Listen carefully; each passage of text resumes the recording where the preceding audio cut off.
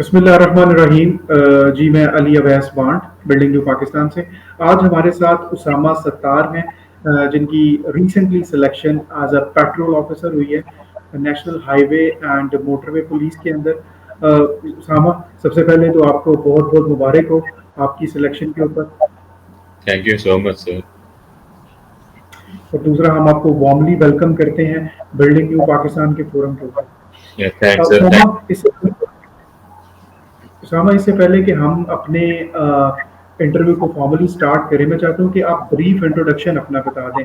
आप कहाँ से बिलोंग करते हैं, डिग्री कौन सी की है और डिग्री किस यूनिवर्सिटी से आपने की है? सर मैं टोबा टेक्निक से बिलोंग करता हूँ और मैंने इलेक्ट्रिकल इंजीनियरिंग की है from UT Lahore Faisalabad campus.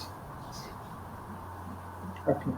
अच्छा उसामा, आप ये कह रहे हैं कि आप तोबा टेक सिंह से बिलोंग करते हैं और आपने इलेक्ट्रिकल इंजीनियरिंग की है, और इलेक्ट्रिकल इंजीनियरिंग की है यूईटी फैसलाबाद से। Is it so? Yes sir. अच्छा, दूसरा सवाल ये है कि उसामा, मैं थोड़ा सा कंफ्यूज हो रहा था कि ये जो national highway and motorway police है, और दूसरा जो है नेशनल हाईवे अथॉरिटी है, क्या ये दोनों सेम है या इनमें कुछ फर्क है दोनों डिपार्टमेंट्स के अंदर? जी सर, ऐसे दोनों डिपार्टमेंट्स आपस में रिलेटेड ही हैं एक दूसरे से। नेशनल हाईवे अथॉरिटी जो है, इसको आप एक तरह से ऐसे कह सकते हैं कि ये कस्टोडियन है all the highways and motorways की। तो जितनी भी प्लानिंग, डेवलपमेंट और मेंटेनेंस, रिपेयर वगैरह का काम है, ये सारा कुछ एनएचए के अंडर ही हो रहा है। और जो national highways and motorway police है, उसका अपना मेन पर्पज यही है कि secure and safe environment provide करना है रोड्स के ऊपर ना। तो बेसिकली एनएचएमपी जो है, ये एनएचए के अंडर ही आ रहा है। Fine. अच्छा, लेकिन ये दो डिस्टिंक्ट डिपार्टमेंट हैं, एक डिपार्टमेंट नहीं है। डिस्टिंक्ट सर है, लेकिन एनएचएमपी जो है ये एनएचए के अंडर ही आता है, उसी के अंडर ही काम करता है। उनके ऑर्डिनेंस को फॉलो कर रहा है sir, national highway safety ordinance. Okay okay fine. अच्छा, मुझे थोड़ा सा आपने उसामा बताना है कि ये जो पेट्रोल ऑफिसर है, इसकी जॉब डिस्क्रिप्शन क्या है, इस पे ड्यूटीज क्या आपने परफॉर्म करनी होती है?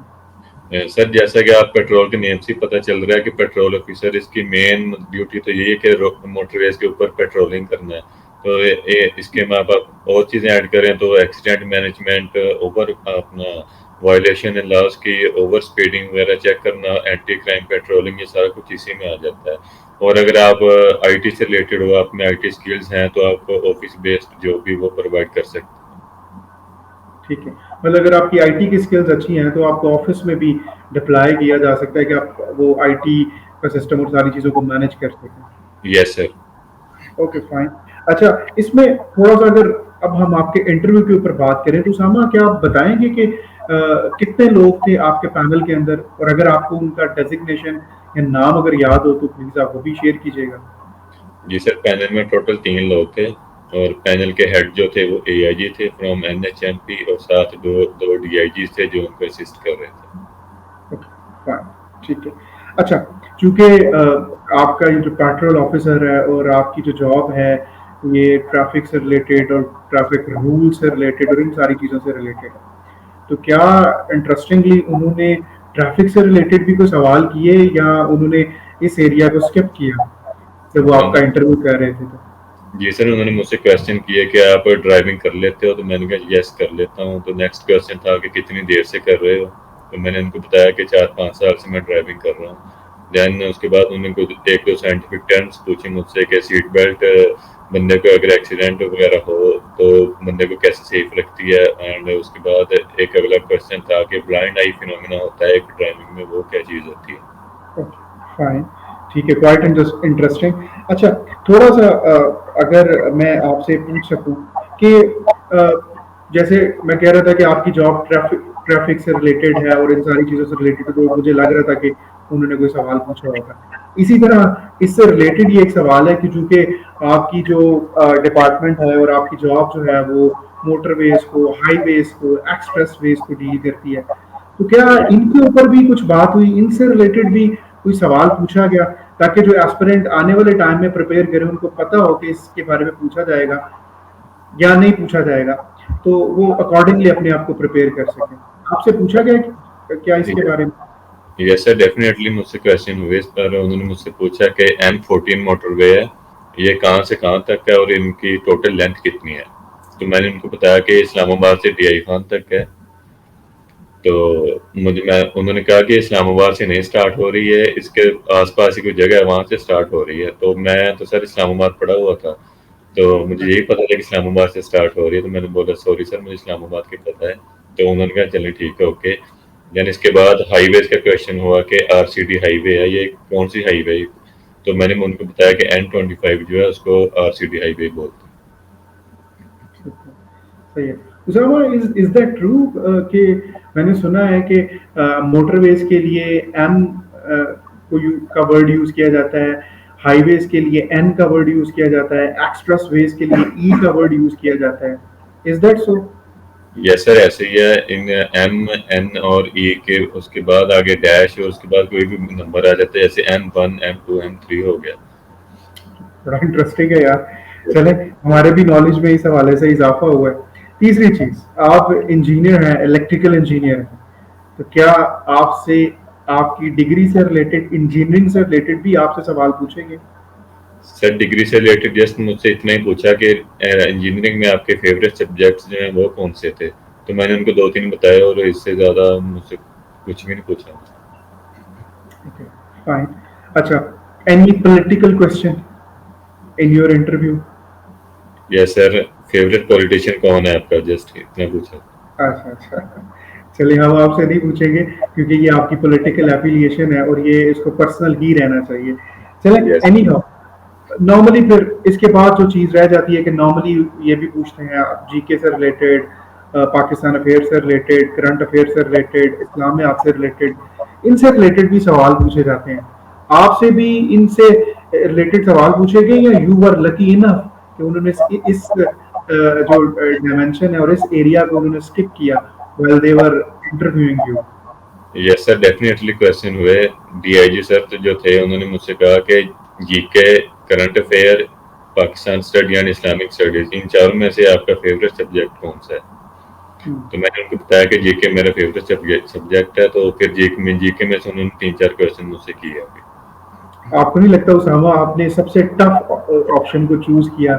इस्लामियात could be a safe option, Pakistan affair could be a safe option, कि अगर आपने सारा प्रिपेयर किया हो तो आप इजी गोइंग रहेंगे। तो जो जनरल नॉलेज है ये तो हर रोज एक्सपोनेंशियली इसके अंदर जो है वो ये ग्रो करता रहता है और नया GK पैदा होता रहता है।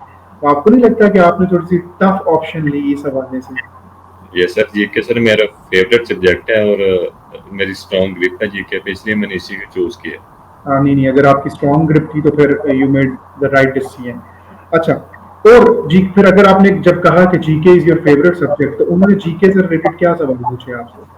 सर फर्स्ट क्वेश्चन जो था वो था यूनियन जैक किस कंट्री के फ्लैग को बोलते हैं। ठीक है, और इसके अलावा क्या सवाल था? नेक्स्ट क्वेश्चन था सर वर्ल्ड वॉर 2 में ब्रिटिश PM कौन था? तो उन्होंने ये नहीं पूछा आपसे कि यूनियन जैक जो है वो इस फ्लैग को कहते क्यों है? क्योंकि ये Yes, sir. Was quite curious question पूछा था सर आपने। जी सर पूछा था उन्होंने यूनियन जैक क्यों बोलते हैं इसको। तो एट दैट टाइम सर मुझे नहीं पता था, तो मैंने सॉरी बोल दिया था। ठीक है, तो मेरा ख्याल है कि पूरे आपका जो इंटरव्यू था उसके अंदर ये वाहिद सवाल था जो ड्रॉप हुआ था। यस सर, ऐसे ही। अच्छा, इसके बाद इसके अलावा कोई सवाल पूछा हो GK से या इसमें से किसी और सब्जेक्ट से रिलेटेड? सर सेकंड क्वेश्चन था कि वर्ल्ड वॉर 2 में ब्रिटिश PM कौन थे। और थर्ड क्वेश्चन था कि प्रॉफिट सल्लल्लाहु अलैहि वसल्लम की कितनी डॉटर्स थी टोटल और उनके नेम क्या थे। ठीक है, हाँ चल, इसके अलावा इंटरव्यू में कोई चीज़ थी या इंटरव्यू आपका यही तक था? सर 1-2 क्वेश्चन और थे और उसके बाद इतना ही था इंटरव्यू। ठीक है। अच्छा, मैं अब आखिर के ऊपर उसामा आपसे ये पूछूंगा कि वो कौन सा एक की फैक्टर था, सबसे इम्पोर्टेंट फैक्टर कौन सा था जिसने आपकी सिलेक्शन के अंदर सबसे वाइटल और सबसे इम्पोर्टेंट रोल प्ले किया? अगर वो आप अपने जो देखने वाले दोस्त हैं उनको बता सकें। जी सर डिग्री के बाद मेरा यही इरादा था कि मैंने बेल्ट फोर्स ज्वाइन करनी है। तो मैंने अपनी पर्सनैलिटी को इस हिसाब से मोल्ड किया था और यही नेचुरल चीज़ थी जो मेरे इंटरव्यू में रिफ्लेक्ट हो रही थी। तो आई थिंक यही सबसे मेन रीज़न थी जो मेरी सिलेक्शन जिसकी वजह से ना। यू मीन टू से कि उनको एक बेस्ट सूटेबल कैंडिडेट नजर आ रहा था, कि यस, उसामा जो है ये इस जॉब के लिए एक सूटेबल कैंडिडेट है। Yes sir. फाइन। उसामा, आपके टाइम का बहुत शुक्रिया, और बड़ी बेस्ट विशेज़ हैं, बड़ी वार्म विशेज़ हैं आपके लिए, और मैं उम्मीद करता हूँ कि आपका डिपार्टमेंट बहुत ही रेप्यूटेड और बहुत ही डिग्निफाइड डिपार्टमेंट है। पाकिस्तान में कुछ ही जो इदारे हैं वो इस तरह के हैं। तो मैं उम्मीद करता हूँ कि आप अपने इदारे की लेगेसी को कैरी करेंगे और आप पाकिस्तान को सर्व करेंगे, और इसी तरह हम सारे लोग मिलकर पाकिस्तान को आगे लेके जाएंगे। आपके टाइम का बहुत शुक्रिया। Thank you very much. Thank you so much sir.